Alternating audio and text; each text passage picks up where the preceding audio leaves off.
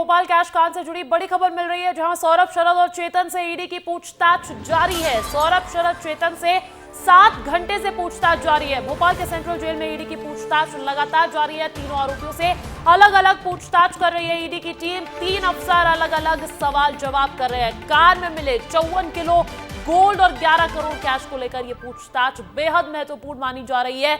Income source और property को लेकर भी सवाल जवाब यहां पर तलब किए गए हैं। और देखिए, सौरभ, चेतन, शरद का 17 फरवरी तक जेल में रहना तो तय है, क्योंकि उन्हें 17 फरवरी तक जेल भेज दिया गया है। ऐसे में करप्शन और एक्शन की आपको 6 तस्वीरें दिखाते हैं। पूरी टाइमलाइन एक तरीके से आपके लिए लाए हैं, क्योंकि गोल्ड कैश कांड एक बहुत बड़ा मुद्दा बन गया है प्रदेश में। लोकायुक्त ने गिरफ्तार किया था इन तीनों को ही, सौरभ शर्मा को, चेतन गौर को, शरद जायसवाल को 28 जनवरी को। देखिए, 29 जनवरी को 7 दिन के रिमांड मिल गई थी लोकायुक्त की टीम को।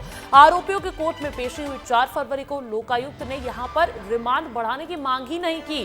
4 फरवरी को ही ये तारीख रही जब कोर्ट में पेशी हुई, लेकिन लोकायुक्त की टीम ने रिमांड बढ़ाने की मांग नहीं की। हालांकि 4 फरवरी को 45 दिन बाद भेजा गया जेल सौरभ शर्मा को। और देखिए, आज 5 फरवरी की तारीख है। ईडी की सेंट्रल जेल में पूछताछ लगातार जारी है और अब 7 घंटे से ज्यादा का समय हो गया है। ऐसे में आपको बताते हैं कि लोकायुक्त की जांच जब हुई थी, जब लोकायुक्त टीम रिमांड पर था, सौरभ शर्मा, चेतन गौर, शरद जायसवाल, उस वक्त क्या कुछ खुलासा हुआ, किस तरीके के सवाल से पूछताछ हुई। 50 बेनामी संपत्तियों का खुलासा हुआ।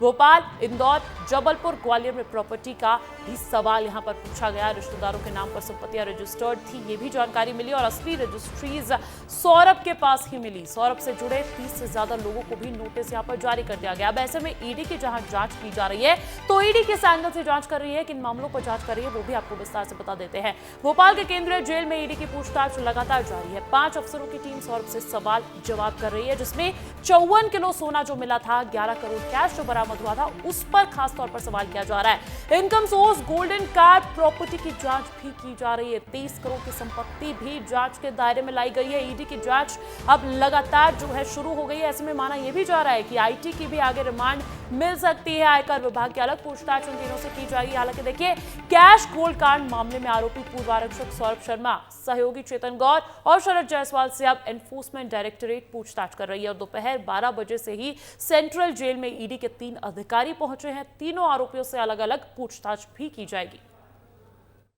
आरटीओ के पूर्व आरक्षक सौरभ शर्मा, शरद जायसवाल और चेतन गौर को भोपाल के सेंट्रल जेल में पूछताछ के लिए ईडी की यहाँ टीम पहुंची हुई है। और लोकायुक्त की रिमांड के बाद ईडी की टीम सौरभ शर्मा से और उनके दोनों सहयोगी चेतन और शरद से पूछताछ कर रही है। दोपहर को 12 बजे ईडी की 3 टीम यहाँ पहुंची और 3 सदस्यीय टीम 3 दिन तक लगातार पूछताछ करेगी, क्योंकि अलग अलग पूछताछ होनी है। क्योंकि कैश और गोल्ड कांड में लोकायुक्त अब तक ये नहीं उगलवा पाई है तीनों आरोपियों से कि आखिर सोना किसका है। लेकिन पैसों की हेरफेर और खासतौर पे prevention of money laundering act के तहत सौरभ शर्मा, चेतन गौर और शरद जायसवाल से पूछताछ होनी है। और ईडी के अधिकारी लगातार पूछताछ करेंगे। जेल रिमांड में रहते हुए तीनों से पूछताछ की जाएगी। और ईडी खासतौर पे ये पता करेगी कि गोल्ड कहां से बरामद हो, क्योंकि 54 किलो गोल्ड के बारे में कोई बता नहीं रहा है। तीनों आरोपियों ने चुप्पी साधी हुई है। सिर्फ चेतन गौर ने यह बताया कि उसकी गाड़ी है और गाड़ी का इस्तेमाल सौरभ कर रहा था। लेकिन बहरहाल जांच एजेंसियों के सामने सवाल यही है कि सोना किसका है और करोड़ों रुपए किसके थे, और इतनी मोटी रकम से वो इतना बड़ा कारोबार कैसे खड़ा कर पाया, ये अब ईडी जांच कर रही है। बहरहाल 3 से 4 दिनों के बाद ये स्पष्ट होगा ईडी की पूछताछ में कि आखिर सौरभ ने विदेश में निवेश किया, राजधानी सहित पूरे प्रदेश भर में जमीनें खरीदी, तो आखिर ये पैसा किसका है, ये ईडी की पूछताछ में अब स्पष्ट हो जाएगा। कैमरामैन वीरेंद्र नागर के साथ विवेक पांडे, विस्तार न्यूज, भोपाल। और पूरी खबर पर ताजा अपडेट्स देने के लिए सहयोगी रंजना दुबे का रुख कर लेते हैं। भोपाल से लाइव जुड़ गई है रंजना।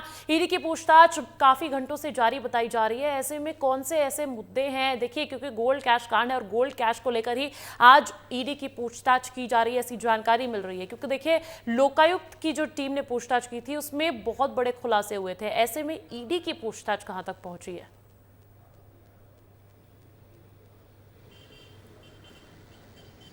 देखिए अंजलि, जिस तरीके से अब जेल में ईडी की टीम पहुंची है और 5 से ज़्यादा जो अधिकारी है वो सौरभ, चेतन और शरद जायसवाल से अलग अलग पूछताछ करेंगे, जिसमें उम्मीद यही है कि जिस तरीके से अभी तक जो 52 किलो सोना है और 10 करोड़ रुपए की नकदी है वो आखिर किसके हैं, इसका शायद खुलासा हो सके। क्योंकि लोकायुक्त लगातार पूछताछ भी कर रही थी रिमांड में, लेकिन अब तक ये जो चीज़ है, इसकी गुत्थी है, वो सुलझी नहीं थी कि आखिर जो मैंडोरी के जंगल में जो कार पहुँची थी इनोवा, उसमें सोना कहाँ से आया था, वो नकदी किसकी थी।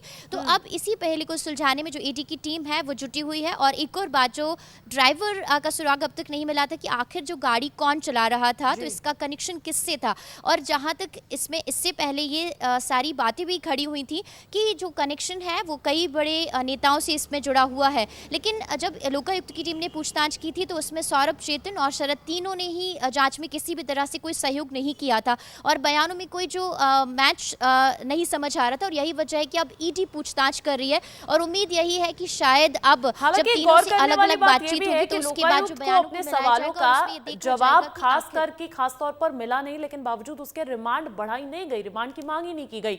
ऐसे में अब ईडी के दायरे में जब इन तीनों की पूछताछ की जा रही है तो देखना होगा क्या दिलचस्प खुलासे होते हैं। बहुत बहुत शुक्रिया रंजना तमाम जानकारी देने के लिए।